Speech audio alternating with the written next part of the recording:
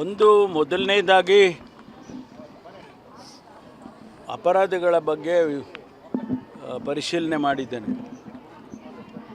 ಒಂದು ಡ್ರಗ್ಸ್ ಬಗ್ಗೆ ನಾವೇನು ಸೂಚನೆಗಳನ್ನು ಕೊಟ್ಟಿದ್ದೋ ಆ ಕೆಲಸ ಭಾಳ ತ್ವರಿತವಾಗಿ ಮತ್ತು ಪ್ರಾಮಾಣಿಕವಾಗಿ ನಡೀತಾ ಇದೆ.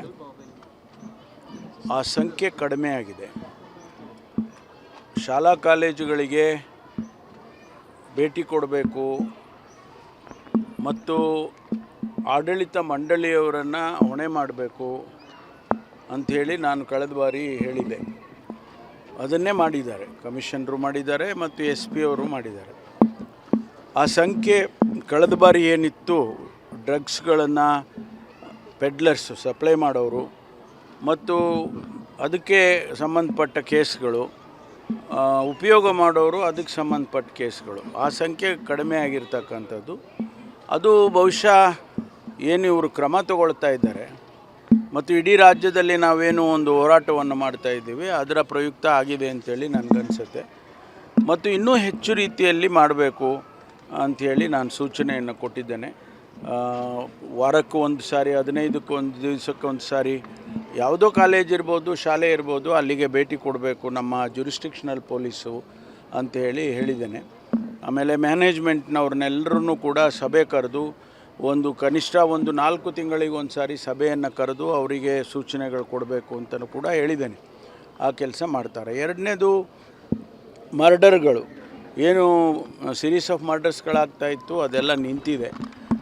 ಡೊಮೆಸ್ಟಿಕ್ ಮರ್ಡರ್ಸು ಅಲ್ಲಿ ಇಲ್ಲಿ 2-3 ಆಗಿರ್ಬೋದು. ಆದರೆ ಹೆಚ್ಚಿನ ಅಂಶ ಏನು ದ್ವೇಷದ ಭಾವನೆಯಿಂದ ಆಗ್ತಾಯಿದ್ದಂಥ ಕೊಲೆಗಳು ನಿಂತಿದ್ದಾವೆ ಅನ್ನುವಂಥದ್ದು. ಇದು ನನಗೆ ತೃಪ್ತಿ ತಂದಿದೆ. ಈ ಭಾಗದಲ್ಲಿ ಇಂಥ ಒಳ್ಳೆಯ ವಾತಾವರಣ ಇರ್ತಕ್ಕಂಥ, ಸನ್ನಿವೇಶ ಇರ್ತಕ್ಕಂಥ, ಅಭಿವೃದ್ಧಿಗೆ ಪೂರಕವಾಗಿರ್ತಕ್ಕಂಥ ವಾತಾವರಣ ಯಾವತ್ತೂ ಕೂಡ ದಕ್ಷಿಣ ಕನ್ನಡ ಜಿಲ್ಲೆಯಲ್ಲಿ, ವಿಶೇಷವಾಗಿ ಮಂಗಳೂರಿನಲ್ಲಿ ಅದು ಮರುಕಳಿಸ್ತಾ ಇದೆ ಅಂತೇಳಿ ನನಗನ್ಸುತ್ತೆ. ಅದೇ ನನಗೆ ತಂದಿರುವಂಥ ಸಮಾಧಾನ. ಆದರೆ ಇದನ್ನು ಹಾಗೇ ನಾವು ಮುಂದುವರಿಸಬೇಕು.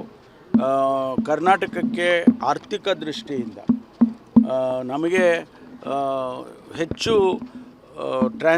ಫೈನಾನ್ಷಿಯಲ್ ಟ್ರಾನ್ಸಾಕ್ಷನ್ ಆಗುವಂಥದ್ದು ಬೆಂಗಳೂರನ್ನು ಬಿಟ್ಟರೆ ಮಂಗಳೂರು, ಹುಬ್ಬಳ್ಳಿ, ಬೆಳಗಾಂ ಈ ರೀತಿ ಇರ್ತಕ್ಕಂಥದ್ದು. ಹಾಗಾಗಿ ಇದು ಒಂದು ಪ್ರತಿಷ್ಠಿತವಾದಂಥ ಜಿಲ್ಲೆ ಅಂತೇಳಿ ನಾವು ಪರಿಗಣಿಸಿ ಅದನ್ನು ಮಾಡೋದಕ್ಕೆ ಆ ವಾತಾವರಣ ವಾಪಸ್ ಬರ್ತಾ ಇದೆ ಅನ್ನುವಂಥದ್ದು ಅದು ನನಗೆ ಸಮಾಧಾನ ತಂದಿದೆ ಅಂಥೇಳಿ. ಮತ್ತು ಅಭಿವೃದ್ಧಿ ದೃಷ್ಟಿಯಿಂದ ಈಗಾಗಲೇ ನಾವು ಟೂರಿಸಮ್ ಡೆವಲಪ್ ಮಾಡಬೇಕು.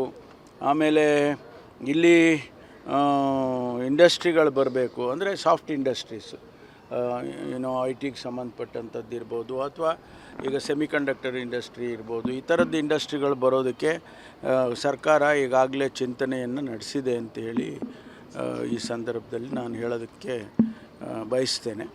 ಆಮೇಲೆ ಜೈಲದ್ದು ನಾನು ಹೇಳಿದ್ದು ಕೇಳಿಸ್ಕೊಂಡ್ರಲ್ಲ, ಜೈಲನ್ನು ಶಿಫ್ಟ್ ಮಾಡೋದಕ್ಕೆ ಈಗಾಗಲೇ 120 ಕೋಟಿ ಇನ್ನೂ ಬೇಕು ನಮಗೆ. ಆದರೆ 50 ಕೋಟಿ ಕೊಟ್ಟರೆ ಕಾಂಪೌಂಡ್ ಕಟ್ಟಿಬಿಡ್ತೀವಿ. ಒಂದು ಸಾರಿ ಕಾಂಪೌಂಡ್ ಆದಮೇಲೆ ಅದನ್ನು ನಾವು ಒಳಗಡೆ ಅಭಿವೃದ್ಧಿ ಮಾಡೋದು ತೊಂದರೆ ಇಲ್ಲ. ಅದಕ್ಕೆ ಮುಖ್ಯವಾಗಿ ಕಾಂಪೌಂಡ್ ಕಟ್ಟಿ ಇಲ್ಲಿಂದ ಶಿಫ್ಟ್ ಮಾಡಿದರೆ ಆಗ ಒಂದಿಷ್ಟು ಇಲ್ಲಿ ಇರ್ತಕ್ಕಂಥ ವಾತಾವರಣ ಸರಿ ಹೋಗುತ್ತೆ ಅನ್ನೋ. ಯಾಕೆಂದರೆ ಈಗ ಅಲ್ಲಿ ಏನಾಗಿದೆ, ನಾನು ಕಳೆದ ಬಾರಿಯಲ್ಲಿ ಜೈಲು ಒಳಗಡೆ ಹೋಗಿದ್ದೆ ನೋಡೋದಕ್ಕೆ.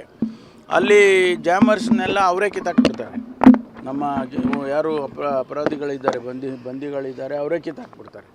ಅಲ್ಲಿ ಅದು ವರ್ಕ್ ಆಗಲ್ಲ. ಮತ್ತು ಪದೇ ಅಲ್ಲಿ ಗಲಾಟೆಗಳು, ಹೊಡೆದಾಟಗಳು ಈ ಥರದ್ದೆಲ್ಲ ನೋಡ್ತಾ ಇದ್ದೀವಿ. ಅದಕ್ಕೆ ಆದಷ್ಟು ಶೀಘ್ರವಾಗಿ ಅದನ್ನು ಮಾಡೋದಕ್ಕೆ ಕ್ರಮ ತಗೊಳ್ತೀವಿ.